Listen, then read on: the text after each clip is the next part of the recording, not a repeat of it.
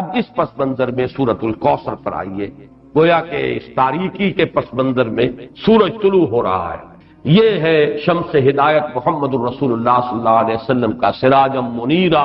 ان کی شخصیت جو ہے انک لعلی خلق عظیم الصادق المصدوق، ان کا کیا مقام اور مرتبہ ہے۔ فرمایا انا اعطیناک الکوثر، اے نبی صلی اللہ علیہ وسلم، یہاں کاف واحد کا صیغہ ہے، خطاب اجماع ہے کہ یہاں خطاب محمد الرسول اللہ سے شخصاً، جیسے سورۃ الضحیٰ شخصی گفتگو ہے اللہ کی اپنے نبی کے ساتھ، بالکل ذاتی پرسنل سرگوشی کے انداز میں۔ سورۃ الانشراح ذاتی بات ہے کہ جو ہو رہی ہے اللہ کی اور رسول کے مابین۔ اسی طریقے سے یہ سورہ مبارکہ یہ بھی بالکل خالص ذاتی سطح پر، آگے جو آئے گی سورۃ النصر وہ بھی بالکل ذاتی سطح پر ہے، خاص معاملہ، لیکن یہ کہ اس کا تعلق پھر بھی پورے معاشرے سے تھا، نظام کے بدلنے سے ہو، وہ آگے آئے گی سورت۔ یہاں تو یہ خالص ذاتی معاملہ ہے، انا اعطیناک الکوثر فصل لربک وانحر ان شانئک هو الابتر۔ اب یہاں سب سے پہلے تو لفظ کوثر کو سمجھنا ہے، یہ کثیر سے مبالغے کا صیغہ ہے، کثیر سے فعول کی وزن پر، ویسے مبالغے کے بہت سے اوزان ہیں لیکن یہ کہ ایک وزن جو ہے وہ فعول فعل، تو یہ فعل کے وزن پر یہ مبالغے کا صیغہ ہے، کثرت انتہائی بہتات، اور اس سے مراد ہر خیر، ہر بھلائی،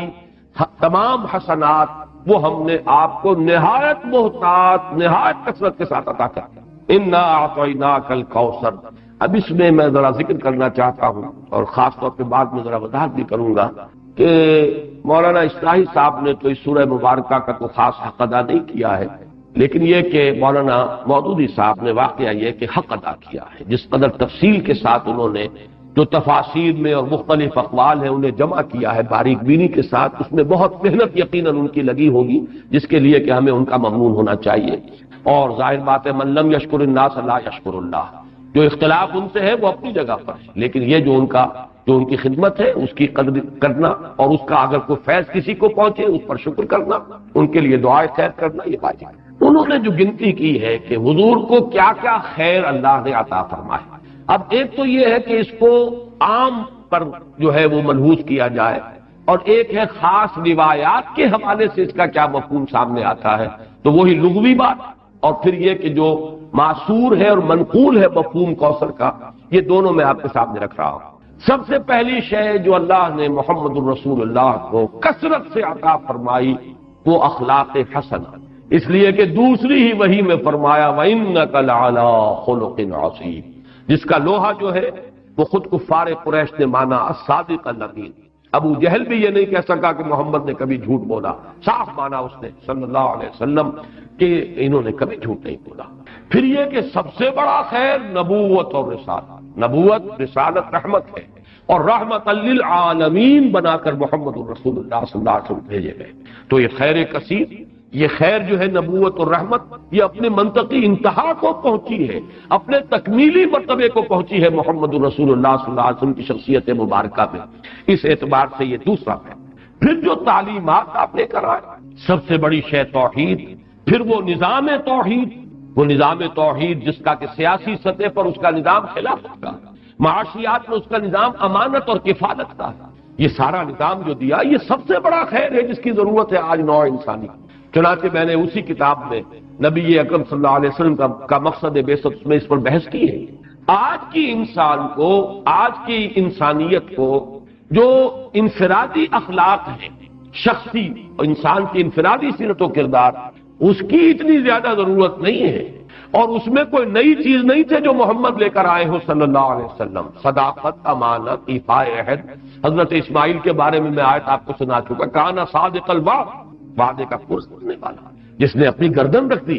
چلائیے ابا جان چھری چلائیے، وعدہ کیا تھا ستجدنی انشاءاللہ صابرا، اور پھر گردن ٹکا دی زمین پر، چلائیے چھری اگر آپ پروردگار کا حکم۔ صداقت میں، امانت میں، زہد میں،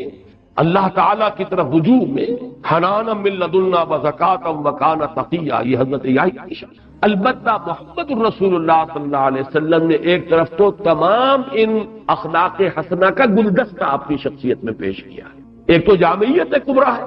ورنہ تمام انفرادی اقدار جو ہے وہ تو اس سے پہلے مکمل ہو چکی تھی۔ البتہ سب کو متوازن شکل میں جمع کر دینا، زہد بھی ہو اور ادائے حقوق بھی ہو، دنیا میں رہیں بھی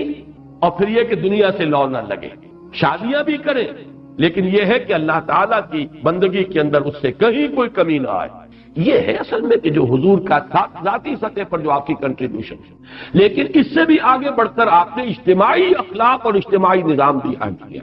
آج کے انسان کو سب سے بڑی ضرورت اس کی ہے، جب تک نظام عادلانہ نہیں ہے، نظام صحیح نہیں ہے، نظام منصفانہ نہیں ہے، تو ظاہر بات ہے کہ اس کے نیچے اگر ایک ظالمانہ نظام کے نیچے ایک بڑا نیک شخص زندگی گزار رہا ہے تو اس کی انفرادی نیکی اس ظالمانہ نظام کی تقویت کا سبب بن جاتا ہے۔ جیسا کہ میں نے ابھی ایک نقطہ بیان کیا تھا جنا ہال میں، تو سب لوگوں نے اس کو محسوس کیا، ایک دم چوک سے گئے۔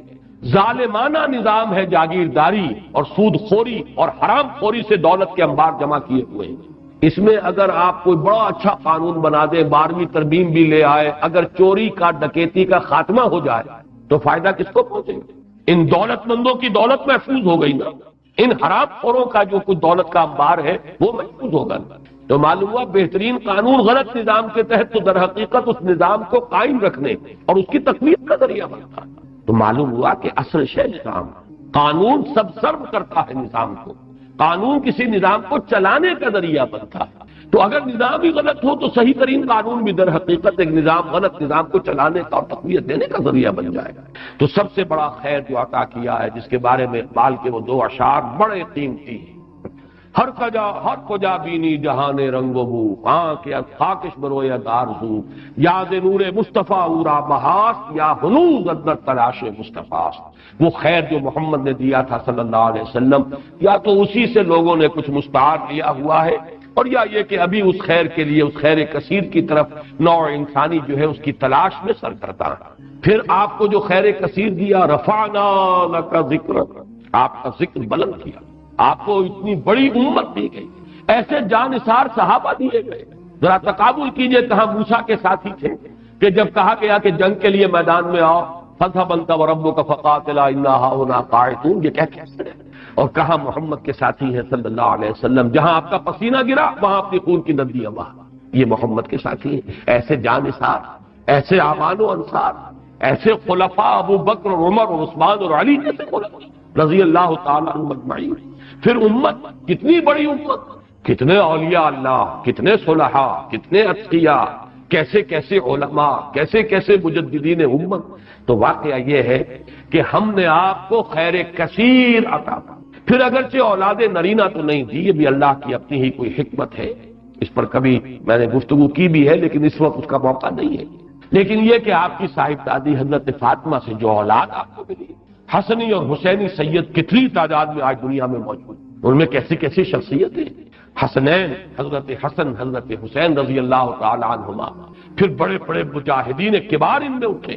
حضرت حسن زکیہ اور حضرت زید سے لے کر خود سید احمد بریلوی رحمت اللہ علیہ، یہ کون تھے؟ انہیں اسی خاندان سادات۔ تو معلوم یہ ہوا کہ جہاں تک آپ کی اولاد کا تعلق ہے، روحانی اولاد، اور پھر یہ کہ یہ اولاد جو آپ کی بیٹی سے اگرچہ حضرت فاطمہ سے چلی ہے، لیکن یہ کہ اس میں بھی کوئی کمی کا معاملہ نہیں۔ تو یہ تو 5 چیزیں وہ ہیں کہ جو اگر لفظ کوثر کو اس کے لغوی مفہوم پر رکھا جائے تو یہ 5 مفاہیم ہے۔ اور اب آئیے اس کا ایک مفہوم وہ ہے کہ جو منقول ہے روایات سے، ایک حوض ہے یہ کوثر جو میدان حشر میں ہو، اور جس کے ساقی یہ کوثر ہے محمد الرسول اللہ صلی اللہ علیہ وسلم۔ امت وہاں پہنچے گی، العطش العطش جب پکار رہے ہوں گے تو صرف امت محمد صلی اللہ علیہ وسلم کو وہاں سے سیرابی عطا ہوگی اور حضور ہوں گے ساقی۔ دوسری روایات میں یہ آتا ہے کہ یہ جنت کی نہر ہے کوثر، اور معلوم یہ ہوتا ہے کہ اسی نہر کا پانی ہے کہ جو میدان حشر کے اندر اس حوض کے اندر جمع ہوا۔ اس میں مولانا مودودی صاحب نے اپنی اس تفہیم میں بڑی تفصیل سے وہ روایات درج کی ہے، میں صرف چند ان میں سے آپ کو سنا رہا ہوں۔ مسلم شریف کی روایت ہے کوثر کے بارے میں، حضور نے فرمایا ہوا حوض ترد علیہ امتی یوم القیامہ،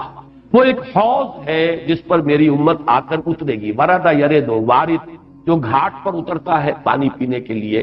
اس کے لیے یہ لفظ آتا ہے، میری امت اس گھاٹ پر آ کر شراب۔ بخاری کی روایت ہے انا فرتکم علی الحوض، اے مسلمانوں میں تم سے پہلے پہنچا ہوا ہوں گا حوض پر، گویا کہ وہاں میں ساقی کا فریضہ سر انجام دوں گا، میں میزبان ہوں گا حوض کوثر پر، اور وہاں تمہارا انتظار کروں گا، تمہارا استقبال کروں گا۔ انا فرطکم، یہ وہی لفظ ہے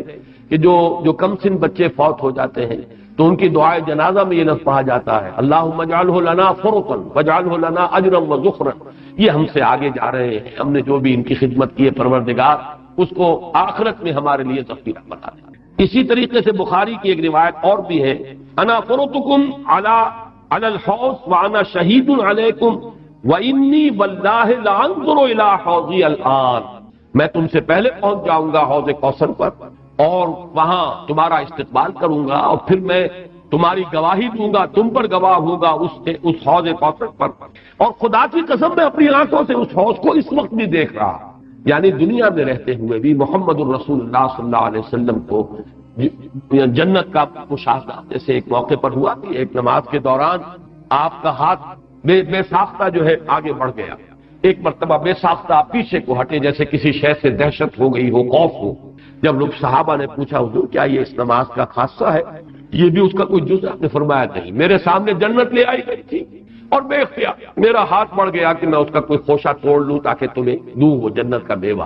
اور میرے سامنے دوزخ لے آئی گئی اور اس کا بھپکا جو تھا، اس کی حرارت، اس کی وجہ سے مجھے پیچھے ہٹنا تھا۔ تو دنیا میں مشاہدہ کرایا جاتا تھا، اس لیے حضور نے فرمایا وَإِنِّي وَاللَّهِ لَأَنظُرُ إِلَىٰ حَوْضِي الْآنَ، میں اس وقت بھی اپنے اس حوض کو دیکھ رہا ہوں۔ البتہ ایک حدیث اور بھی ہے،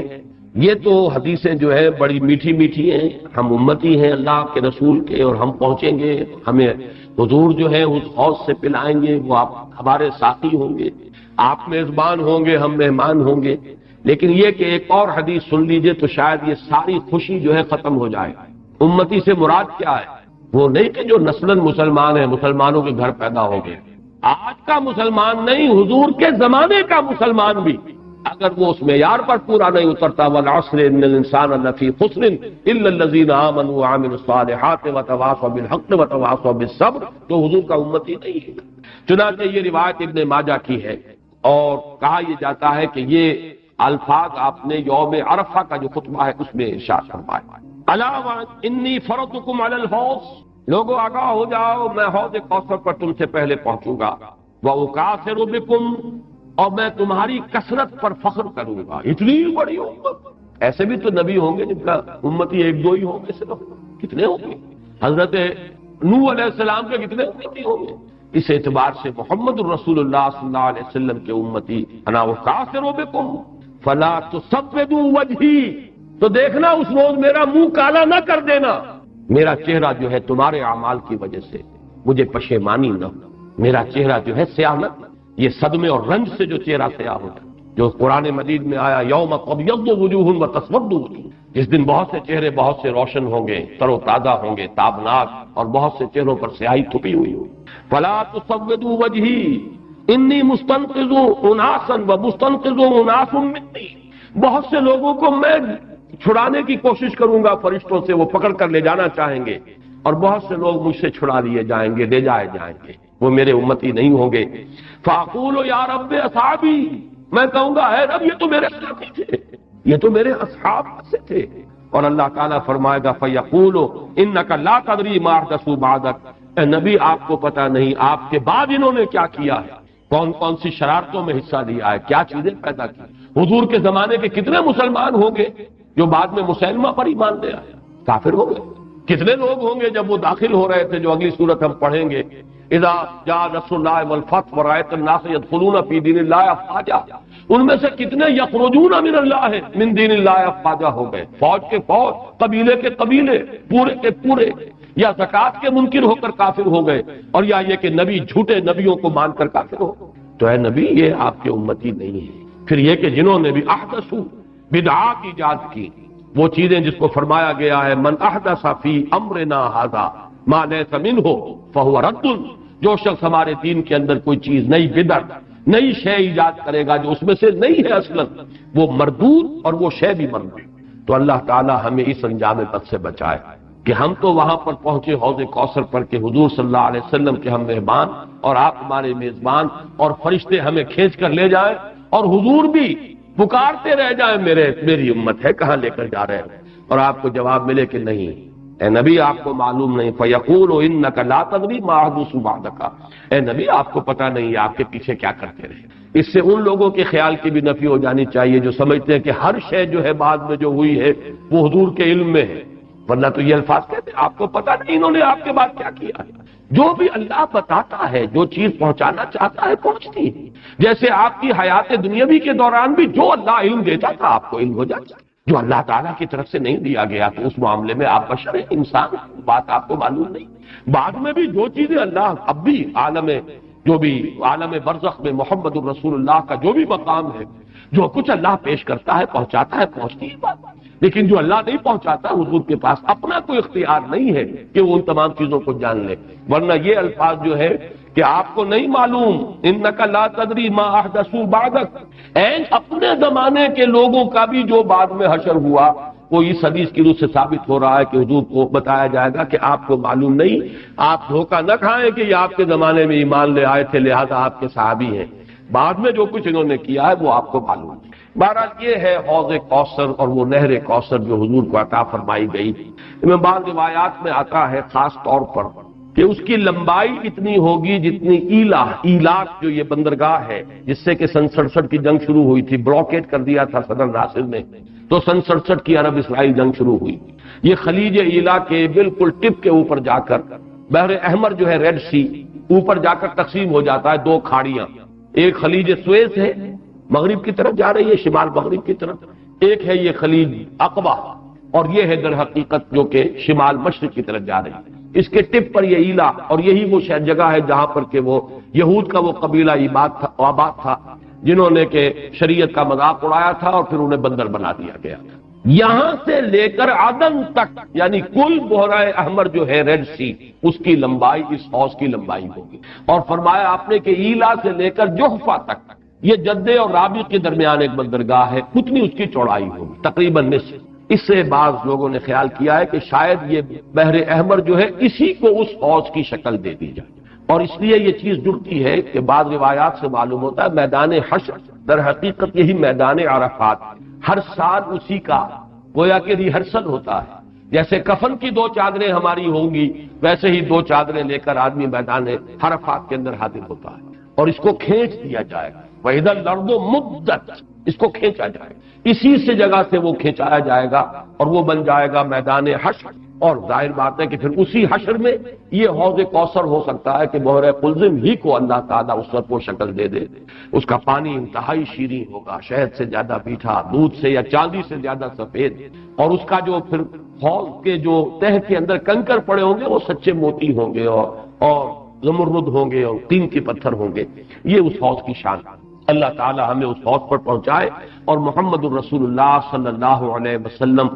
کے دستے مبارک سے ہماری وہ جو اس وقت کی تشنگی ہوگی اسے سیرابی عطا فرمائے۔ انا اعطیناک الکوثر، میں نے لفظ کوثر کے ضمن میں دونوں باتیں عرض کر دیں، اس کو لغوی اصل پر رکھیے تو وہ سب کوثر ہے، ساری خیرات و حسنات جو اللہ نے عطا فرمائی، اور ان روایات کی روح سے پھر یہ کوثر ہے۔ مولانا فراہی رحمۃ اللہ علیہ نے یہ کہا ہے کہ یہ اصل میں خود بیت اللہ جو ہے یہی کوثر ہے، اس کے گرد جو ہے پیاسے جمع ہوتے ہیں، حاجی طواف کرتے ہیں۔ بہرحال یہ بھی ایک وجدانی قسم کی تعبیر ہے اور اس کے اندر بھی کوئی غلط بات نہیں ہو سکتی، اس لیے کہ جب میدان حشر عرفات ہی کو کھینچ کر بنایا جائے گا تو یہ جو کالے پتھروں کا گھر جو ہے اس کی بھی اصل شان اس وقت ظاہر ہوگی۔ یہ بھی تو زمین پر بیت المعمور کی اصل میں علامت ہے، جو ساتویں آسمان پر والبیت المعمور، وہ بیت المعمور کی کا یہ سمبل ہے اس زمین کے اوپر جو مادی شکل میں ہمارے سامنے موجود ہے، تو اس تعبیر میں بھی کوئی بات حرج بازی نہیں۔ انا اعطیناک الکوثر فصل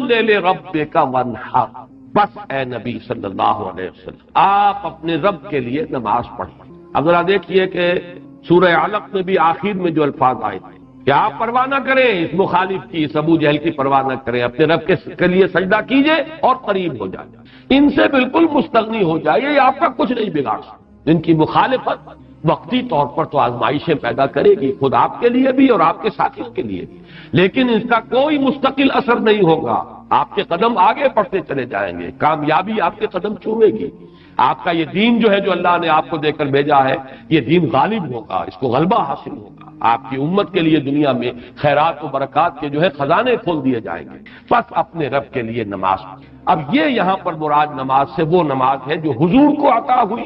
اور جو حضور کی وساطت سے ہمیں عطا، یہ وہ نماز ہے جس کا نظام ہے یہ 5 وقتہ نماز، یہ تو فرض ہے، اور 3 اوقات اور ہیں جن میں نوافل ہے، پھر ہر فرض نماز کے ساتھ بھی فرضوں کے ساتھ اس کے رواتب جن کو کہا جاتا ہے، یہ نظام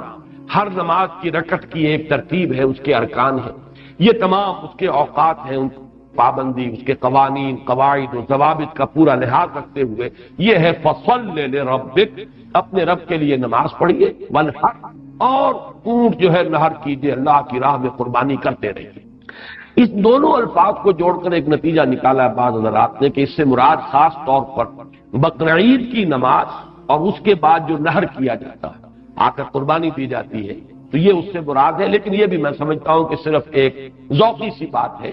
ورنہ جو پس منظر ہے بالکل ابتدائی زمانے کی یہ صورتیں ہیں، اس وقت نہ بقرعید تھی، البتہ یہ چیزیں موجود تھیں، نماز آپ کو دے دی گئی اسی وقت، اور ظاہر بات ہے کہ جب تک آپ مکے میں رہے یقیناً آپ ہر سال حج کرتے رہے، کیسے ممکن ہے کہ آپ حج نہ کریں؟ جب اسی کعبے کا طواف کر رہے تھے جس میں 360 بت تھے، وہیں کھڑے ہو کر نماز پڑھتے تھے اور سجدہ کرتے تھے جہاں دائیں بائیں بت رکھے تھے، تو حج کے معاملے میں تو ایسی کوئی شے تھی بھی نہیں۔ مینا میں جانا ہے، عرفات میں جانا ہے، مزدلفہ میں، یا جو بھی ان کا باقی رہ گیا تھا، تو ہر سال آپ حج بھی کرتے ہوں گے، اور یقیناً بہت سے اونٹ آپ قربان بھی کرتے ہوں گے۔ آپ نے حجۃ الوداع میں 100 اونٹ نہر کیے،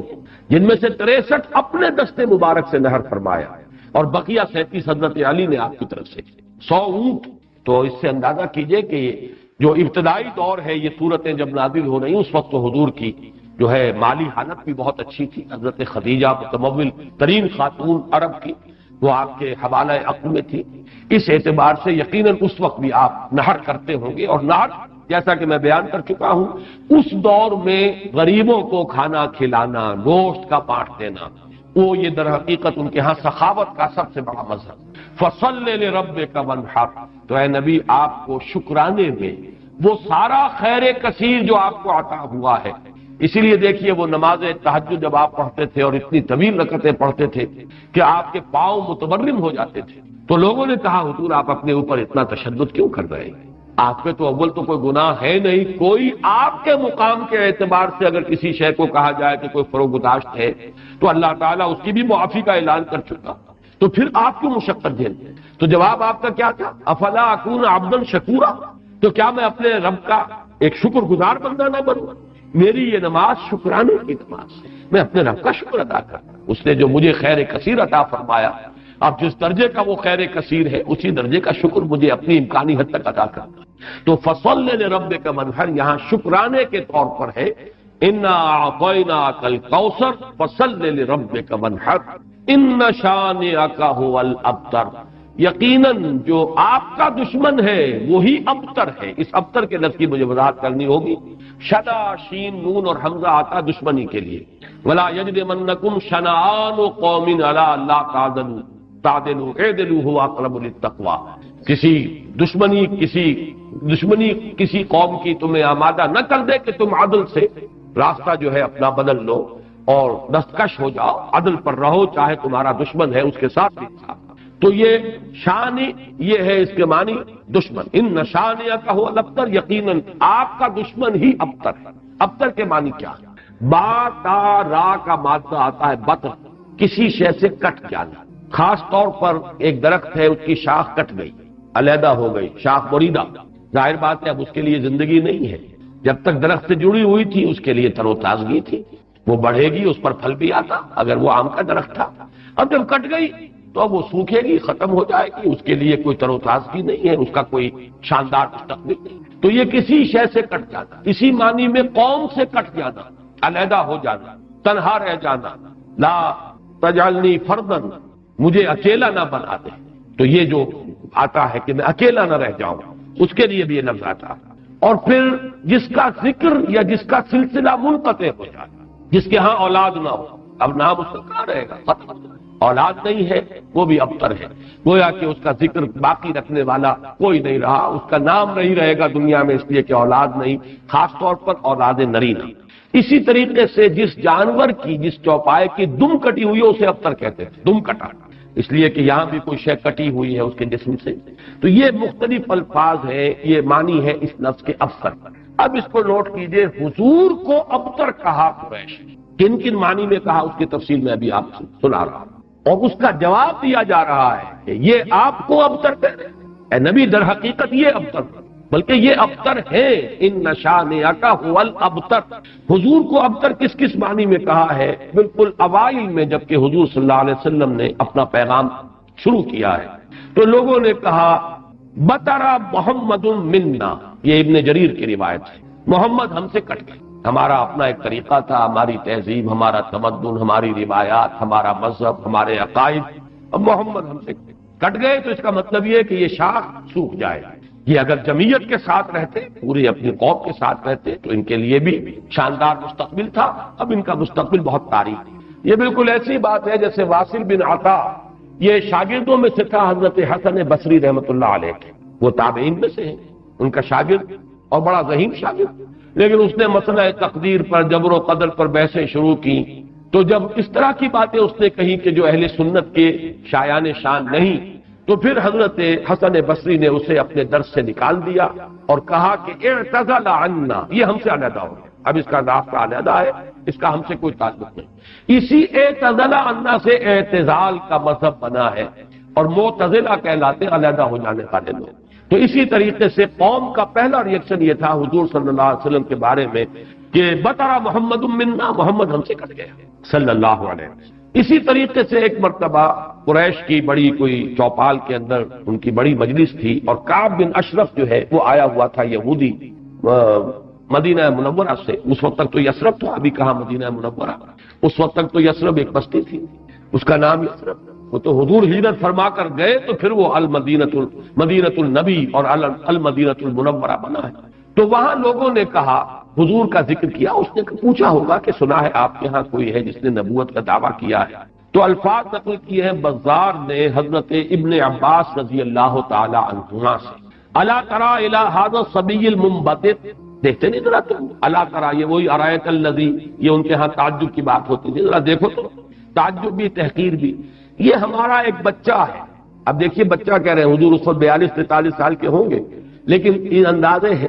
حقارت ہے، یہ تحقیر۔ پھر یہ کہ یہ لوگ ہوں گے 60 65 70 کے، یہ بڑے چودھری بیٹھے ہوئے، تو ان کے لیے تو وہ نوجوانی کی جو عمر ہے وہ 42-43 سال، وہ بھی گویا کہ بچہ ہونے کی بات۔ الا تری الی ھذا الصبی المنبتط من قومہ، جو کٹ گئے اپنی قوم سے، یزعم انہ خیر منا، اور سمجھتا یہ کہ یہ ہم سے بہتر ہے، اس کا دین ہم سے، ہمارے دین سے بہتر، اس کا عقیدہ توحید ہمارے عقیدہ شرک سے بہتر، وَنَحْنُ أَهْلُ الْحَجِيجِ وَأَهْلُ الصَّدَانَةِ وَأَهْلُ السِّقَايَةِ، حالانکہ ہم حاجیوں کا بندوبست کرنے والی قوم ہے، ان کی میزبانی کرتے ہیں، انہیں پانی پلاتے ہیں۔ یہ جب الفاظ میں پڑھ رہا تھا آج تو مجھے وہ آیت یاد آئی سورہ توبہ کی، اجعلتم سقایۃ الحاج وعمارۃ المسجد الحرام کمن آمن باللہ والیوم الآخر وجاہد فی سبیل اللہ،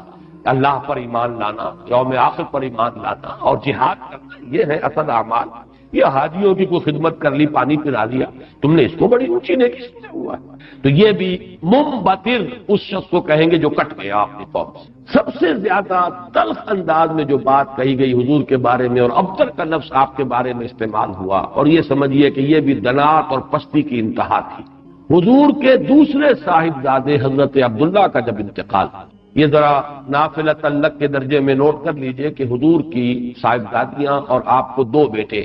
4 بیٹیاں اللہ نے حضرت خدیجہ کے بطن سے عطا تھا، آپ کی کسی اور زوجہ سے اولاد نہیں، صرف ایک کنیز ماریا قبطیہ کے بطن سے حضرت ابراہیم، اور وہ مدنی دور کا آخری زمانہ ہے جبکہ آپ کو وہ اللہ نے بیٹا عطا فرمایا، وہ بھی کم سنی ہی کے اندر فوت ہو گئے حضرت ابراہیم۔ تو یہ جو ترتیب ہے حضور کی اولاد میں، سب سے بڑے تھے قاسم، اسی لیے ابو القاسم آپ کی کنیت ہے۔ اس کے بعد حضرت زینب، اس کے بعد عبداللہ، حضرت عبداللہ حضور کے دوسرے بیٹے، اور پھر 3 بیٹیاں ام کلثوم اور فاطمہ اور رقیہ رضی اللہ تعالی عنہم وعنہن، ان سب سے اللہ تعالی راضی ہو۔ یہ آپ کی اولاد ہے۔ پہلے قاسم فوت ہو گئے تو چلیے ایک بیٹا عبداللہ ابھی آپ کے پاس، جس رات ان کا بھی انتقال ہو گیا اس کے بعد چرچا ہوا محمد ابتر ہو گئے، چنانچہ سب سے زیادہ کمینگی کا مظاہرہ جو ہے ابو لہب نے کیا، پڑوسی تھا حضور کا۔ اب بھی آپ جہاں جاتے ہیں تو حضور کا گھر اور پھر اس کے ساتھ ہی وہ ابو لہب کا گھر جو ہے اس کے اب تو نشان باقی رہ گئے، صرف باقی اب سب ختم ہوا، بڑے بڑے محل بن گئے ہیں ان کے آس پاس، بڑی عمارتیں بن گئی ہیں۔ ابو لہب دوڑا دوڑا گیا ہے اسی شب، ادھر انتقال ہوا ہے اللہ کا، اور وہ دوڑا ہوا گیا، اس نے جا کے خوشخبری دی، بطر محمد اللیلہ،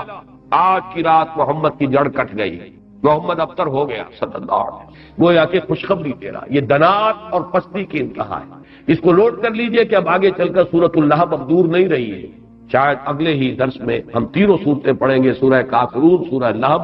اور سورۃ النصر۔ آج جیسے دو پڑھ رہے ہیں، پچھلے درس میں بھی دو صورتیں پڑھی تھی، اگلے درس میں تین صورتیں پڑھیں گے انشاءاللہ۔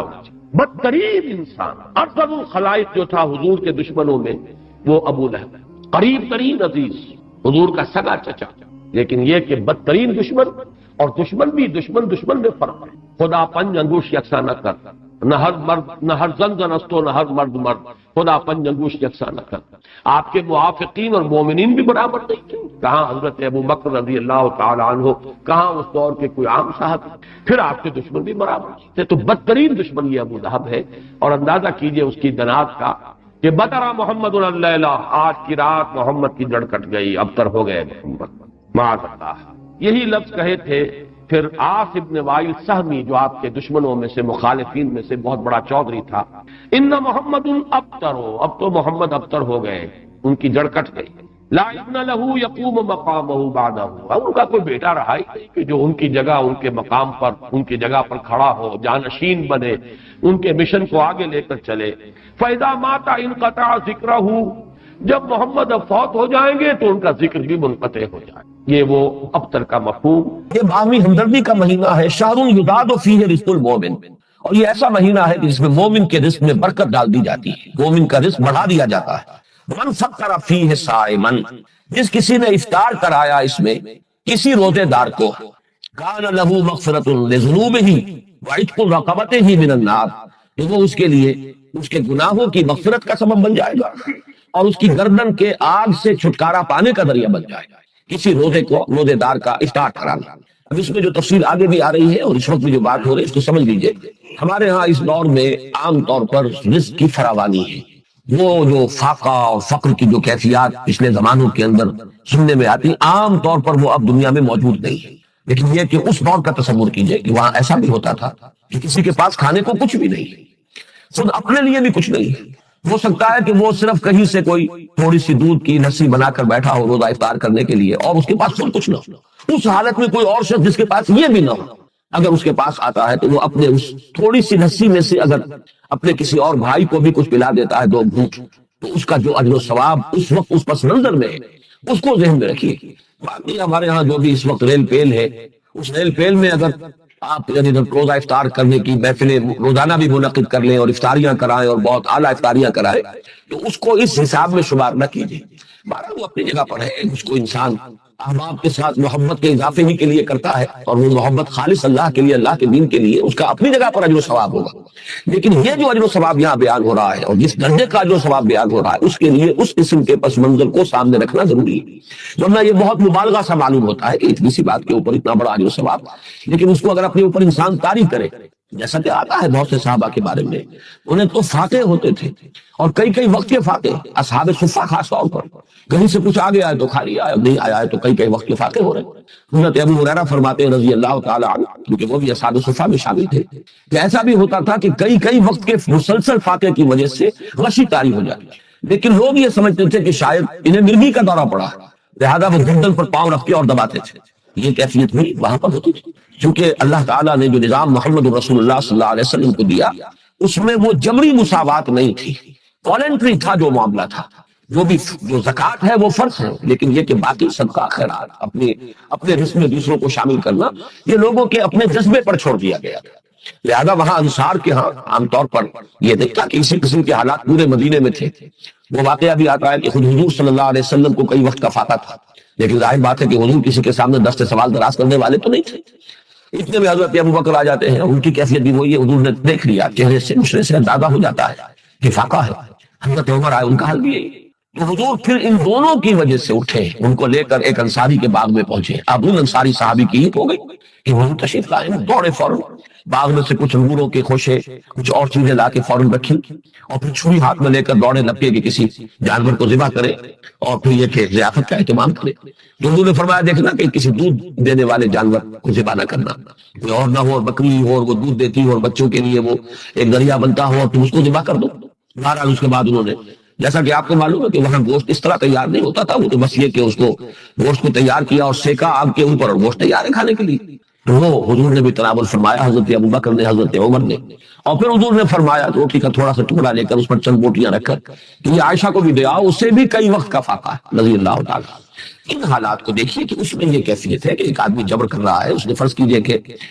سبھی کے وقت بھی اسے کچھ نہیں ملا ہے، روزہ ایسے ہی رکھ لیا ہے،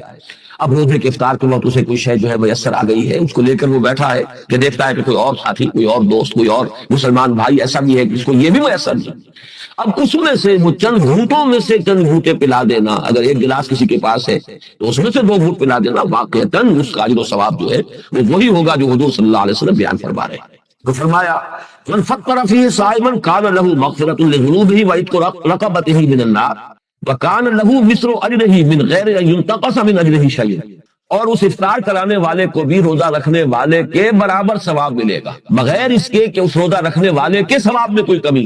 اس کا اپنی جگہ پر اجر و ثواب رہے گا، لیکن جس نے افطار کرایا ہے اس کو اس کے برابر اجر مل جائے گا. قلنا یا رسول اللہ، ابھی حضرت سلمان فارسی فرما رہے ہیں کہ ہم نے عرض کیا ہے اللہ کے رسول صلی اللہ علیہ وسلم،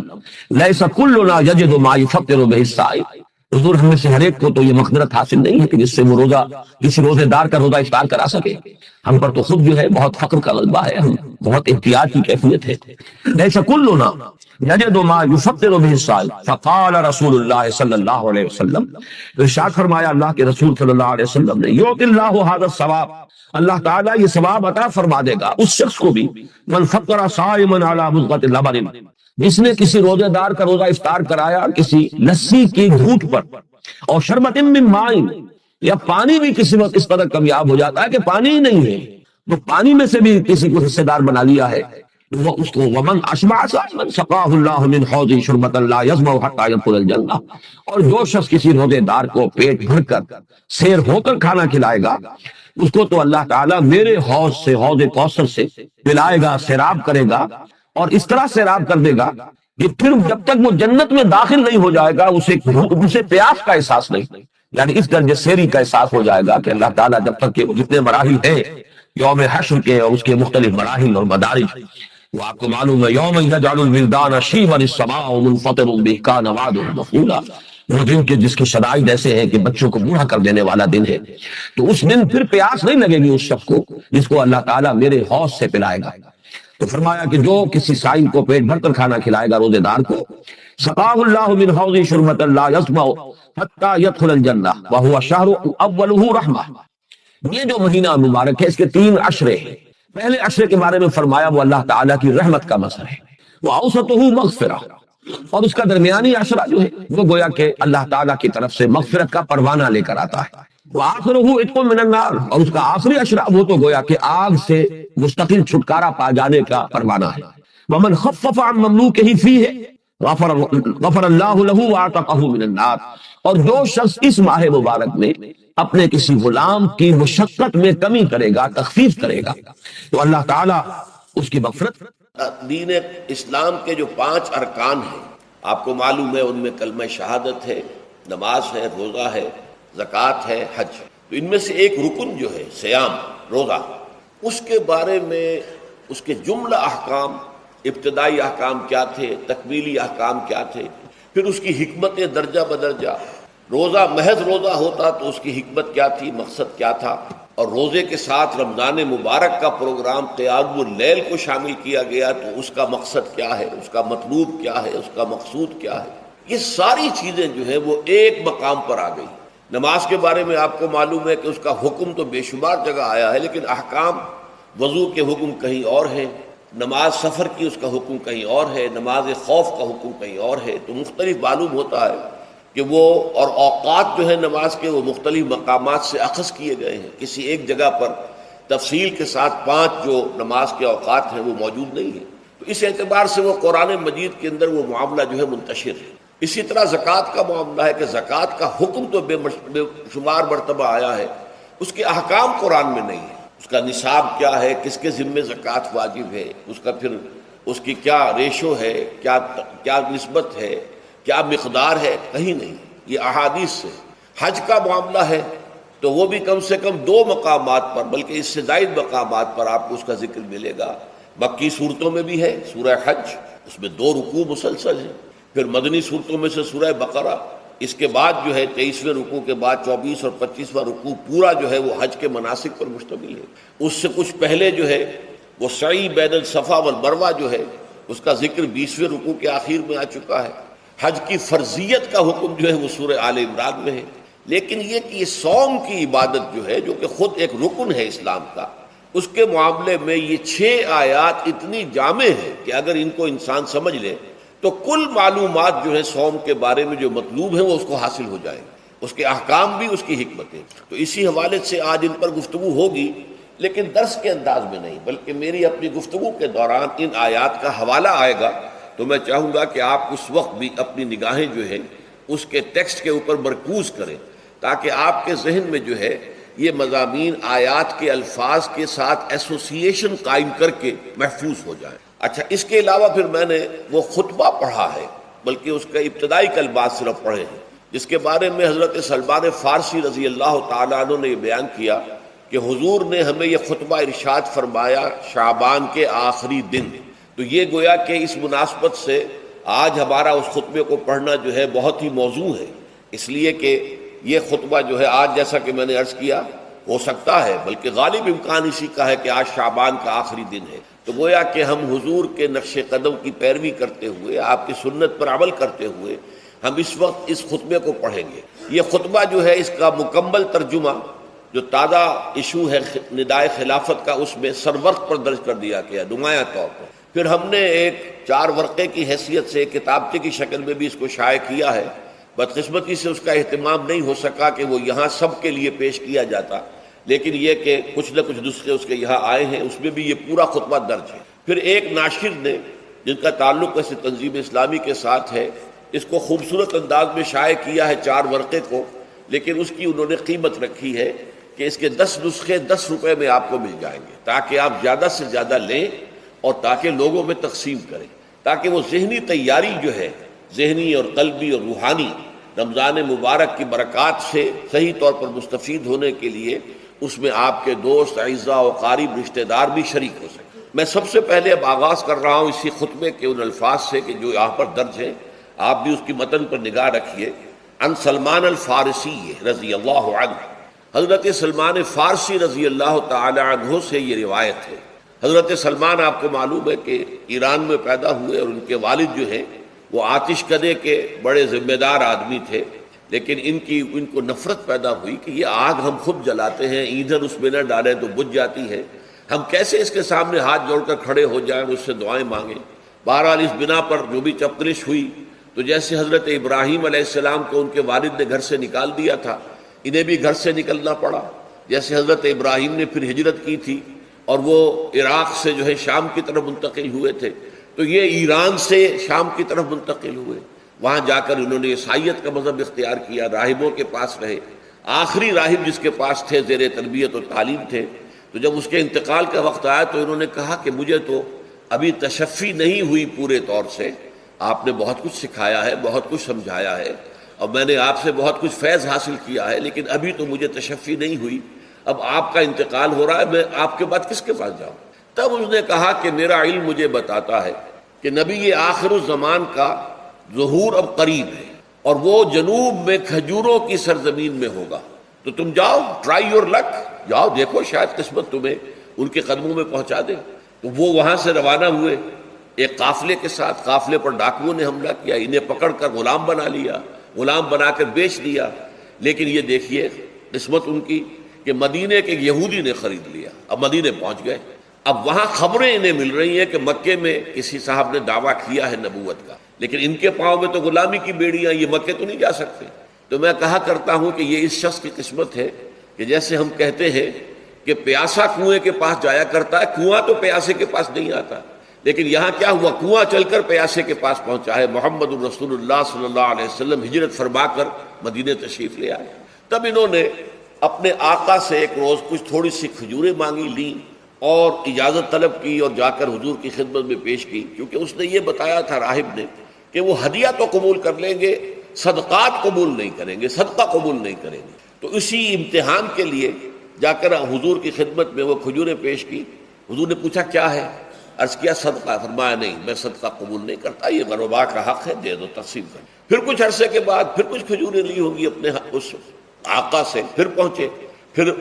جب حضور نے پوچھا کیا ہے، عرض کیا کہ یہ ہدیہ۔ آپ نے فرمایا ہاں ٹھیک ہے، ہدیہ میں قبول کرتا ہوں۔ تو فوراً قدموں میں گر گئے، ایمان لے آئے۔ اور ان کا معاملہ جو ہے یہ بھی جان لیجئے کہ یہ فقراء صحابہ میں سے تھے جو کوئی کام نہیں کرتے تھے، ہمہ وقت حضور کے ساتھ رہنا۔ اور اس اعتبار سے حضور نے ان کے بارے میں یہ بھی کہا ہے کہ سلمان و منا من اہل البیت، سلمان جو ہے وہ ہمارے اہل بیت میں شامل ہے رضی اللہ تعالی عنہ۔ ان کی روایت ہے قال خطبنا رسول اللہ صلی اللہ علیہ وسلم، تو وہ فرماتے ہیں کہ ہمیں خطبہ ارشاد فرمایا نبی اکرم صلی اللہ علیہ وسلم نے شعبان کے آخری دن، فقال، اور فرمایا یا ایھا الناس، اے لوگو۔ بس اس تمہید کے بعد اب میں شروع کروں گا استقبال رمضان کے ضمن میں روزے کی حکمتیں کیا ہیں، اس کے احکام کیا ہیں۔ نمبر 1، شریعت محمدی میں روزے کی تدریجی فرضیت۔ یہ جو تمہیدی مضمون ہے اس ضمن میں وہ بہت اہم ہے۔ پہلی بات یہ جان لیجئے کہ اہل عرب جو ہیں، قریش بھی اہل مکہ اور قریش کے تابع بقیہ تمام بنی اسماعیل بھی، اور ان کے تابع جو بھی عرب میں دوسرے قبیلوں کے لوگ تھے کہ جو عربی تھے اور مشرک تھے، وہ سب اس کے اندر مراد ہیں۔ تو فرمایا گیا کہ ان لوگوں میں روزے کی عبادت معروف نہیں تھی۔ یا تو یہ ہے کہ حضرت ابراہیم علیہ السلام کے زمانے میں روزے کی عبادت تھی ہی نہیں، کیونکہ یہ لوگ اپنے قول کے مطابق ملت ابراہیم پر تھے، لیکن یہ ہے کہ بہرحال روزے کی عبادت سے ناآشنا تھے۔ کیا وجہ ہے یہ ہم نہیں جانتے۔ آپ کو معلوم ہے نماز سے وہ واقف تھے، اگرچہ اس کا حلیہ انہوں نے بگاڑ دیا تھا، تالیاں بجاتے تھے، سیٹیاں بجاتے تھے یہ، لیکن نماز کہتے تھے اسے نماز۔ طواف سے وہ واقف تھے، اگرچہ اس کے ضمن میں اتنی گھناؤنی حرکت بھی کی تھی کہ مرد اور عورتیں وہ بالکل برہنہ ہو کر طواف کرتے تھے، تو اسے بہت فضیلت والی بات سمجھتے تھے، بہت خدا رسیدگی کی بات سمجھتے تھے کہ کامل برہنہ ہو کر طواف کیا جائے، لیکن بہرحال طواف تھا۔ اسی طرح قیام عرفہ، قیام منا یہ بھی موجود تھے۔ تو حج کے بھی بہت سے ارکان جو ہیں وہ ان کے ہاں معروف تھے۔ اور ویسے خیرات و صدقات، چاہے زکوٰۃ ایک خاص نظام کے تحت نہیں تھی، لیکن زکوٰۃ و صدقات، بھوکوں کو کھانا کھلانا، یہ ان کے ہاں اعلیٰ اقدار میں یہ چیزیں شامل تھیں، اخلاقیات کے اونچے مقامات میں۔ کہ صوم کا ان کے ہاں قطعاً کوئی ذکر نہیں تھا،